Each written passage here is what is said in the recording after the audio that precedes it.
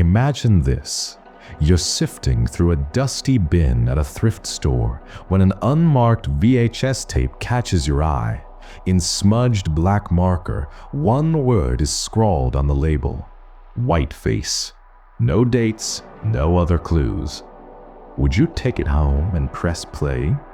For a growing number of people across the US in 2025, that bizarre scenario became reality. Copies of a mysterious VHS tape labeled Whiteface began to appear in towns all over the country, tucked away in Goodwill bargain bins, slipped behind old books at garage sales, even left in the bathrooms of video rental shops.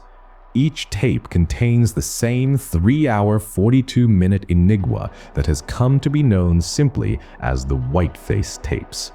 And once you've seen even a few minutes of its footage, you understand why the internet can't stop talking about it. Hello, Wanderer. I'm Rumod. I first heard about the Whiteface tape on a late-night forum where a bewildered user posted, "I found a weird VHS. All it says on it is Whiteface, and it has 3 hours of bizarre footage on it. What do I do?" Within days, similar reports trickled in from elsewhere: a college student in Seattle, a vintage collector in New York, an art gallery employee in Chicago, all stumbling on identical tapes as if left there on purpose. One finder described how his bar manager discovered a Whiteface VHS in the restroom, thought it was a prank, and texted him a photo asking if he was behind it. In each case, curiosity won out over caution. The tapes were popped into VCRs, and those brave or foolish enough to watch quickly realized they'd uncovered something truly unsettling. So, what's on the Whiteface tapes? According to everyone who's dared to watch it, the tape plays like a feverish found footage film, or perhaps an elaborate practical joke with a horror aesthetic. There are no opening titles, no credits. The grainy footage simply begins without preamble. In fact, it opens with a single handwritten word.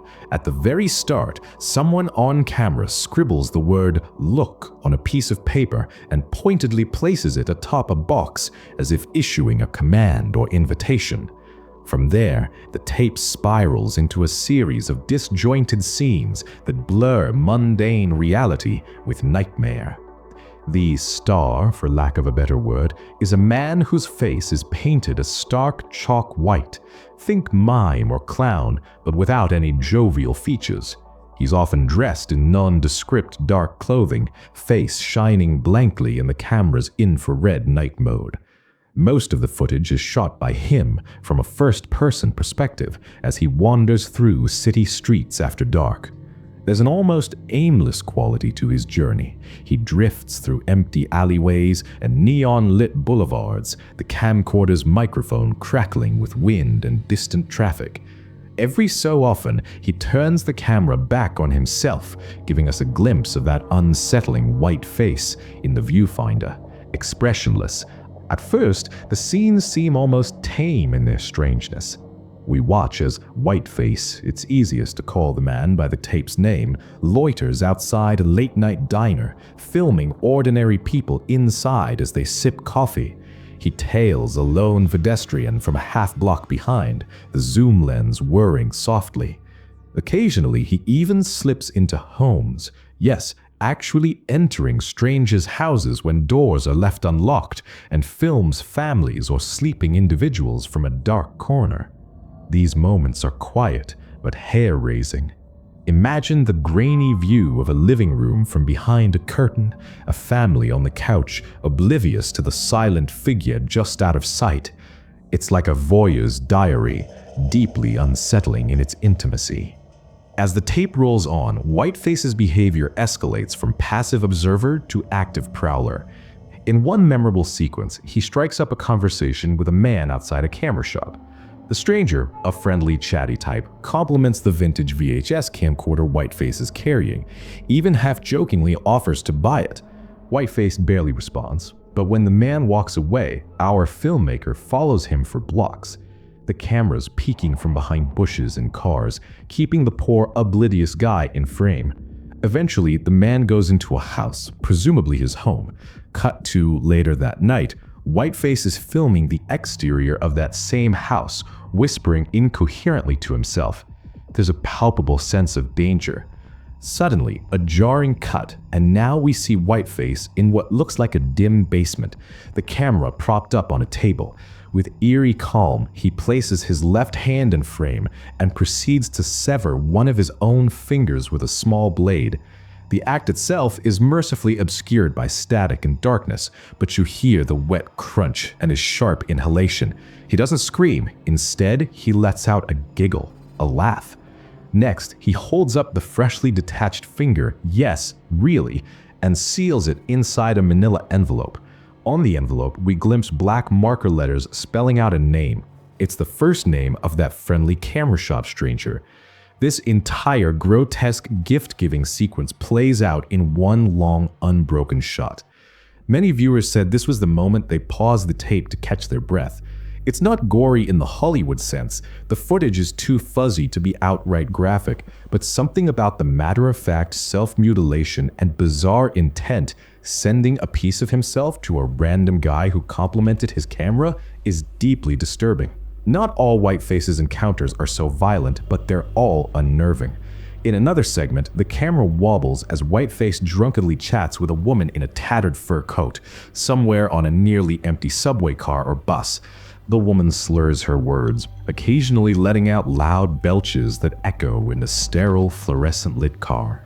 Whiteface says nothing audible, he just films, even as she starts laughing and burping, oblivious or indifferent to the camera. The absurdity of it almost veers into dark humor. A few viewers admitted they laughed in disbelief at this strange interlude. One reviewer quipped that the movie was pretty boring until the burping woman in the fur coat shows up about 3 hours in. And indeed, this bizarre moment jolts you awake just when the tape's endless nocturnal wandering threatens to lull you to sleep. It's as if the film knows when you're getting too comfortable and throws in a truly odd scene to reset your nerves.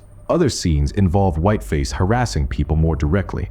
In one, he trains his camcorder at a lone young woman waiting at a bus stop late at night. He stands at an unnerving distance, just staring through the lens. You can feel the woman's discomfort as she glances around, sensing she's being watched. Eventually, two men, perhaps friends of hers or just good Samaritans, confront Whiteface. The camera angle tilts as if he's backing away, and one man's voice snarls, "Get that fucking camera out of her face or I'll break it." For a moment, you wonder if we're about to witness violence against Whiteface. There's a tense standoff captured on tape. The white-faced man silently points the camera at the ground while the woman and her defenders hastily leave. Interestingly, those who've rewatched this scene note something. The confrontation, while scary, feels slightly staged. The timing and the dialogue are just a bit too perfect, almost like actors improvising a scene. This raises an unsettling question that hovers over the entire Whiteface saga. How much of this is real and how much is orchestrated? The tape constantly teeters on that edge, never letting you settle on an answer. Through all these encounters, one thing stays constant: the dreamlike quality of the footage. Many who watch the Whiteface tapes describe feeling as if they've fallen into someone else's nightmare. Scenes transition abruptly, sometimes with harsh cuts, other times with bursts of static or distorted audio. Time of day jumps around. Predominantly it's night, but occasionally there's a hazy dawn or dusk shot, as if this pale-faced prowler creeps at sunrise. The visual texture is pure analog. Washed-out colors, the soft flicker of tape static, audio humming and warbling. There are moments where the camera lingers on seemingly random details: a flickering street lamp, a row of mannequins in a closed shop window, the neon glow of a brutalist-designed McDonald's looming on a street corner. These snippets don't advance any story. They're more like the stray thoughts of a disturbed mind, captured on tape. "Frogs in boiling water," one commenter wrote after experiencing Whiteface, referencing the old saying. This tape turns up the heat so gradually, you hardly notice the point of no return. Indeed, the slow burn tension is real. By the time truly shocking things happen, you're already in too deep. Not everyone has the patience to sit through all 220 minutes of this slow, unsettling footage. Some viewers confessed they fell asleep or started nodding off during the endless stretches of Whiteface wandering around with nothing happening. Others became so anxious anticipating a jump scare they had to take breaks. But for a certain kind of horror fan, the Whiteface tapes are mesmerizing. This film is mesmerizing. Masterpiece? One early review gushed enthusiastically. On the flip side, another viewer gave a wry 3-star review, noting, "Pretty boring until the burping woman in the fur coat shows up. Was a thrill to find it randomly in the bathroom of a video store, though." That comment hits on something important. Part of what makes Whiteface special is the experience of finding it.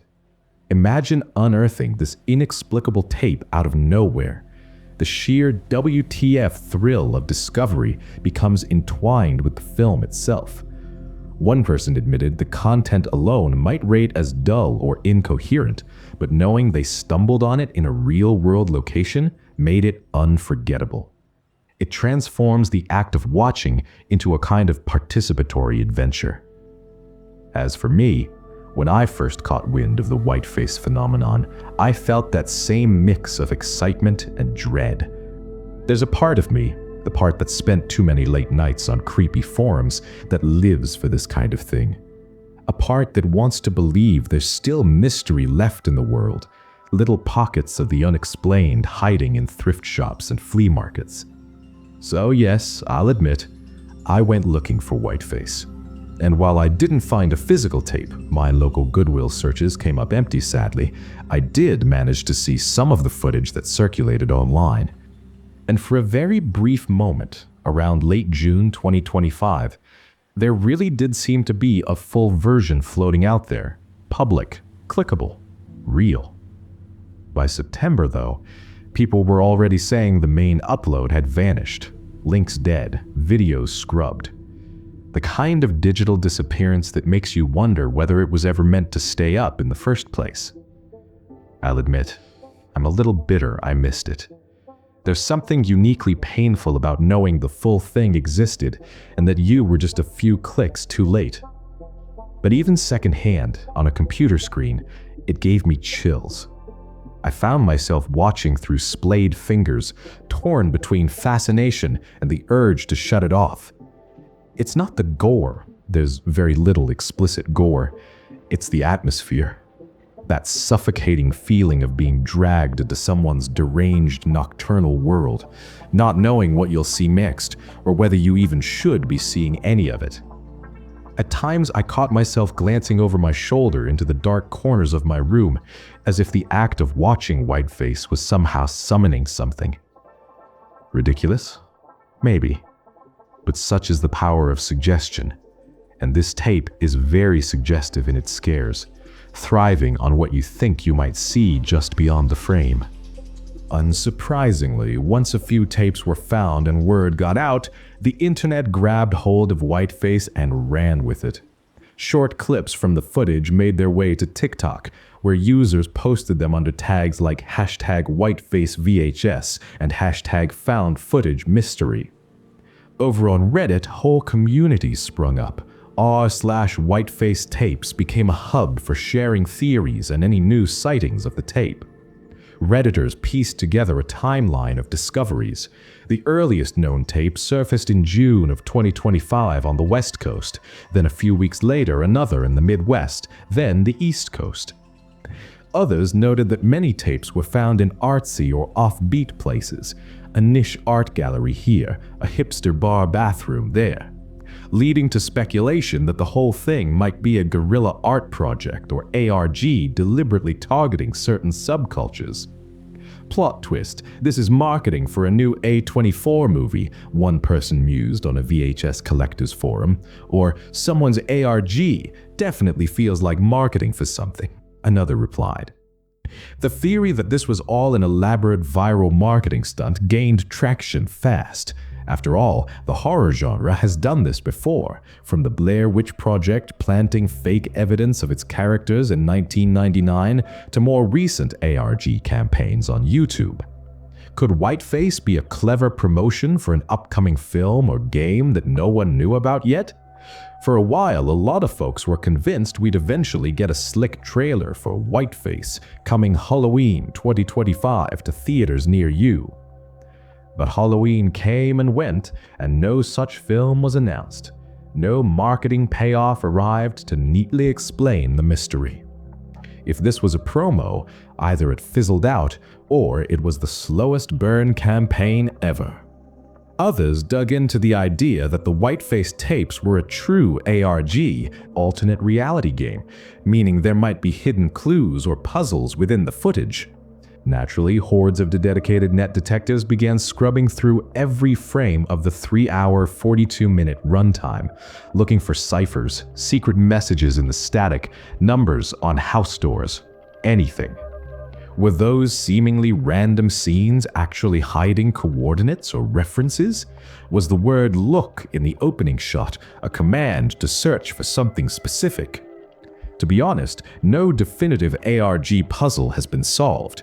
If there's a coded message in Whiteface, it remains well hidden. And that either means there isn't one, or the game's designers are truly next level. Perhaps the most compelling theory, and the one I personally lean towards these days, is that Whiteface is an independent art project or experimental film that found its audience by masquerading as found footage. Everything about it, from the physical VHS distribution to the lack of credits, smacks of a guerrilla filmmaking stunt. It wouldn't be the first time an indie creator blurred the lines of reality to generate buzz. We've seen lost films and cryptic videos go viral before when people weren't sure if they were watching reality or fiction. Remember the legend of the Polybius arcade cabinet or the creepypasta about the Candle Cove TV show? Those struck nerves precisely because they pretended to be real memories or real artifacts. The Whiteface tapes takes that a step further by providing a physical object, a literal tape you can hold, which lends it a tactile authenticity that purely digital hoaxes lack. And unlike legends that rely on hazy recollections or word of mouth, here you have 3.5 hours of actual footage to analyze. It exists undeniably, even if its origin is an enigma. On the more extreme end of speculation, there are those who whisper that Whiteface could be something truly sinister, not an actor at all, but a disturbed individual who decided to document his predatory obsessions and share them in the weirdest way possible. It's a chilling thought, essentially positing that Whiteface is real and we're watching a twisted mind at work. Supporters of this theory often cite the tape's rawness and the lack of clear movie structure. They point out that apart from a few possibly staged bits, much of the footage doesn't feel like a conventional film. It's too rambling, too unpolished. Could it be the video diary of someone on the brink, a serial offender leaving behind a calling card to taunt or scare? Some even nicknamed the figure the Whiteface Killer, speculating about crimes that might not actually appear on tape, but could be hinted at. For instance, does the tape ever show Whiteface actually harming someone else? Not explicitly. There are no on-screen murders or assaults, but the creeping into homes, the stalking, the self-mutilation and ominous gifts, it paints the picture of a seriously unhinged character capable of worse. Police haven't, to public knowledge, gotten involved. There's no concrete evidence of a crime that would hold up in court, and the whole thing could very well be staged, but that hasn't stopped a subset of horror aficionados from treating Whiteface like a true crime case to be solved.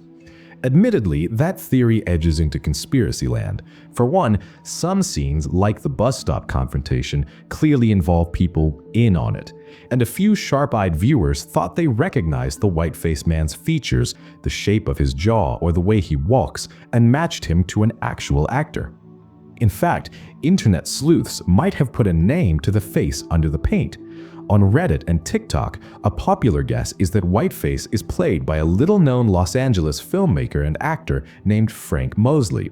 Mosley isn't a household name, but in indie film circles he's known, and interestingly, he fits the profile, an experimental filmmaker type based in LA where much of Whiteface was clearly shot, given the landmarks. One commenter claimed 98% certainty that it was Mosley, even saying specific shooting locations were identified and linked to his social media posts. Now, if that's true, that would pretty much confirm Whiteface as a deliberate film project and blow the real psycho theory out of the water. However, to date, Mosley himself hasn't commented, and no official source has verified his involvement. So, the mystery continues with that tantalizing clue floating in limbo.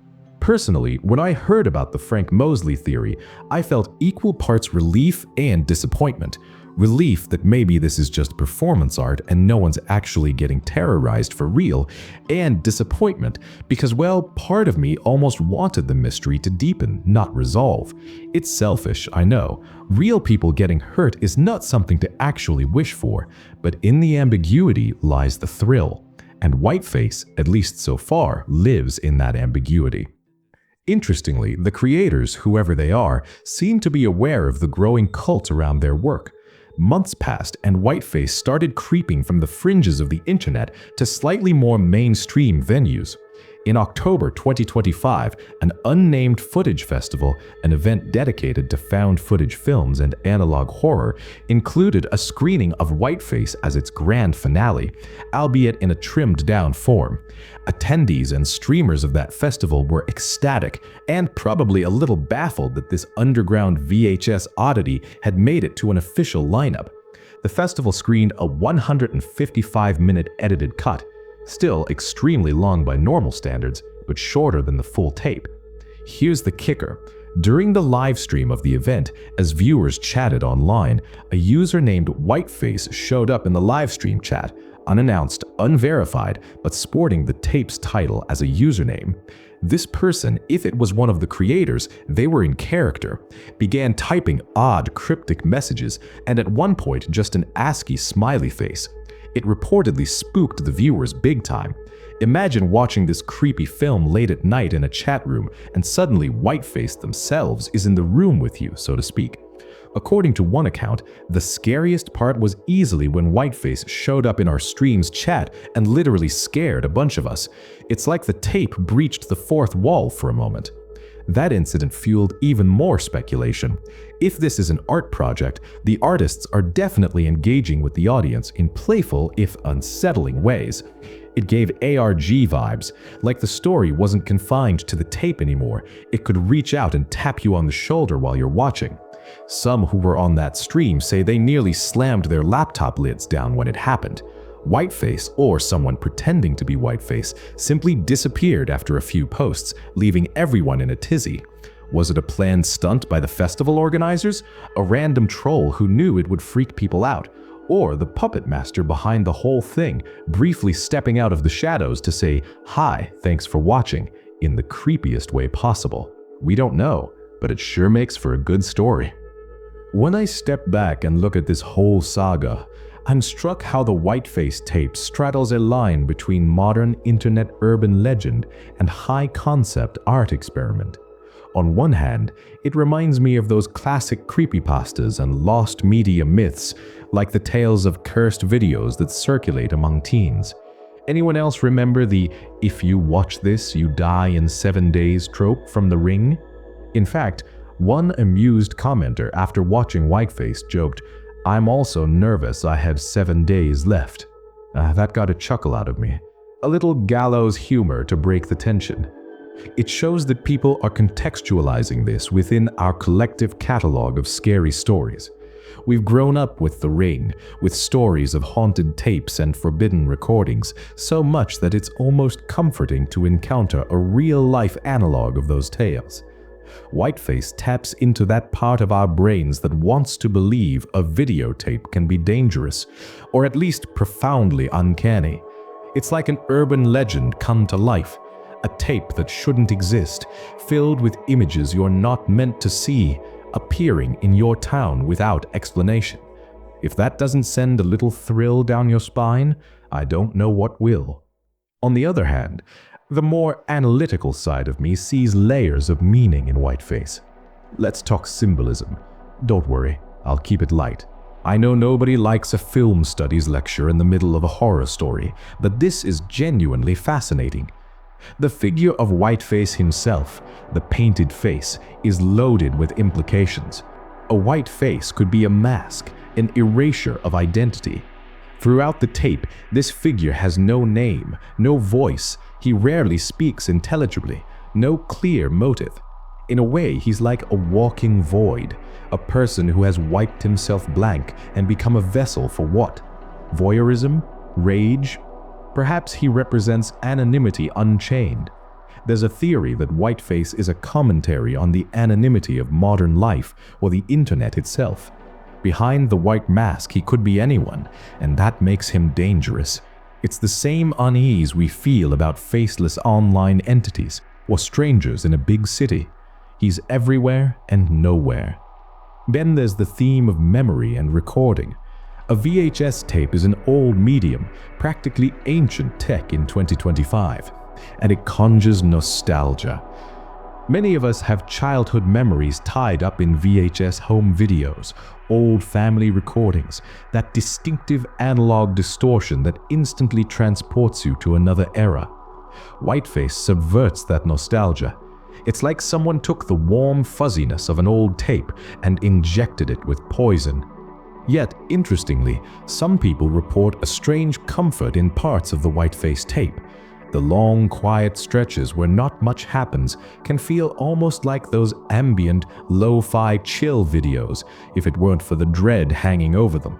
One moment you might find yourself admiring the grain of the footage or the way the streetlights bloom on camera, almost feeling at ease, and then you catch a glimpse of that pale face in a mirror and remember what you're watching. It's a push-pull between nostalgia and horror. The dreamlike quality we talked about earlier plays into this. Dreams are often comforting and terrifying by turns, and Whiteface is really like a captured dream, or nightmare. There's also an element of paranoia and voyeurism that resonates strongly. The act of watching the tape makes you feel like a voyeur at times, complicit in Whiteface's stalking. It's uncomfortable. You find yourself wanting to yell at the screen, put the camera down, leave them alone. At the same time, you can't deny a morbid curiosity. You keep watching, partly because we all have a bit of Whiteface in us, don't we? Bear with me here. What I mean is, in the age of smartphones and social media, we've grown accustomed to observing strangers' lives from afar, peeking into windows via vlogs and viral clips. Whiteface takes that to a creepy extreme, literally peeping through windows. It's like a dark reflection of our surveillance culture, where cameras are everywhere. Perhaps that's reading too much into it, but I suspect the creators knew what they were doing. The themes of identity loss, voyeuristic entertainment, and the thin line between observer and participant are all lurking under the surface of this weird tape. As of now, the Whiteface mystery is, well, a mystery. No official source has stepped up to claim it. There's a letterboxed page and even an IMDb entry that treat it like a film, listing 2025 as the release year and Whiteface as the director's alias. It's almost as if the internet collectively decided, all right, if no one will reveal the truth, we'll catalog it as if it's a movie anyway. The community around it continues to thrive on discussion and rewatch parties. In the absence of concrete answers, theories have become their own kind of lore, evolving and branching out. One day you'll read a convincing post that it's definitely an ARG and a reveal is imminent. The next day someone finds a new tidbit linking it to an underground film collective in LA.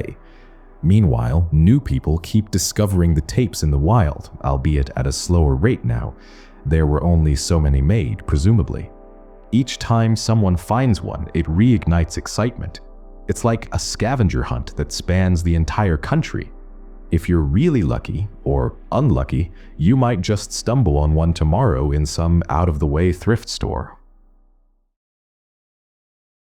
So, before we disappear into the static again, I guess I should say something. Yeah, I've been gone for a while. Almost 3 months. I'm not going to turn this into a dramatic lore drop or anything. There isn't some hidden ARG behind it, no secret cult, no mysterious tape. I was just tired. Not in a catastrophic, world-ending way, just the kind of tired that makes you stare at your screen and feel absolutely nothing. I told myself I'd take a short break, just a little reset. And then, right when I was about to come back, something unexpected showed up. Nothing dramatic, nothing tragic, just something that needed time. More time than I thought it would. If I'm being honest, it wasn't even that overwhelming. I probably could have kept making videos. I just didn't want to. At least not at that moment. There were other responsibilities, other things to handle, and somewhere between all of that, I think I just ran out of fuel. Oh, and yeah, for about half a year now, I've kind of been dealing with insomnia.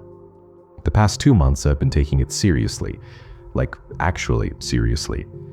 Ironically, the process of fixing my sleep meant I had to sleep less for a while, which is funny in a slightly cruel way, but it's getting better. A lot better, actually. The unexpected thing? Almost handled. Sleep? Way more stable. Me? Still slightly weird, but operational. This video took me a long time to make. I worked on it little by little. Some days just a few minutes, some days nothing at all. I don't know if it's fun.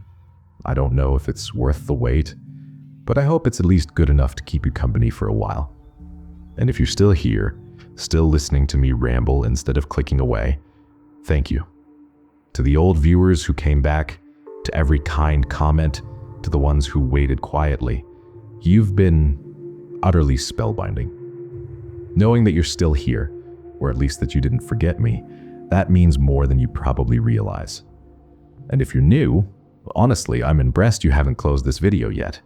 I had been talking nonsense for like, how long now? Alright, that's enough. Go get some sleep, drink some water, and don't stare at static for too long. I'll see you soon. Good night, Wanderers.